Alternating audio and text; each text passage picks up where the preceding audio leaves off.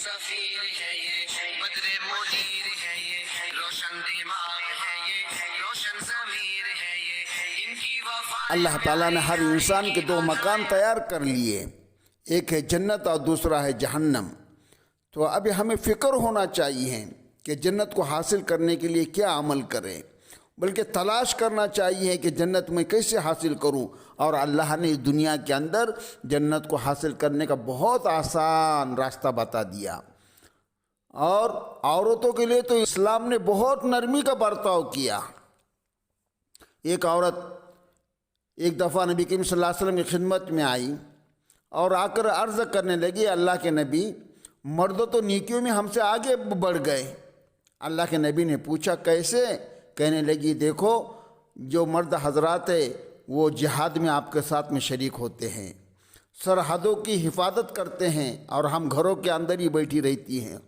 پھر اللہ کے رسول نے کہا کہ اور کیا؟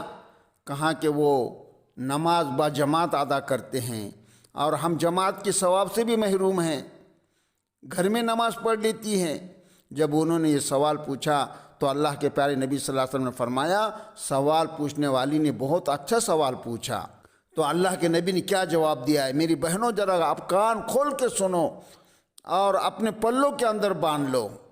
میری بیٹیوں، اللہ کے نبی صلی اللہ علیہ وسلم نے فرمایا، جو عورت اپنے گھر میں اپنے بچوں کی وجہ سے رات کو جاگتی ہے تو اللہ تعالیٰ اس مجاہد کے برابر اجر ثواب عطا فرماتے ہیں جو ساری رات جاگ کر دشمنوں کی سرحد پر پہرا دیتا ہے۔ گویا گھر کے نرم بستر پر عورت کو بیٹھے بیٹھے اللہ تعالیٰ نے جہاد کا ثواب عطا فرمایا، اور فرمایا جو عورت اپنے گھر میں نماز پڑھ لیتی ہے اللہ تعالیٰ اس مرد کے برابر اجر ثواب عطا فرماتے ہیں جو مرد مسجد میں جا کر جماعت کے ساتھ تکبیر اولیٰ کے ساتھ نماز پڑھتا ہے۔ تو عورت کے ساتھ اللہ تعالیٰ نے بہت نرمی کا معاملہ فرمایا۔ تو اس لیے ہمیں چاہیے کہ ہم 5 وقتی کی نماز کا اہتمام کریں۔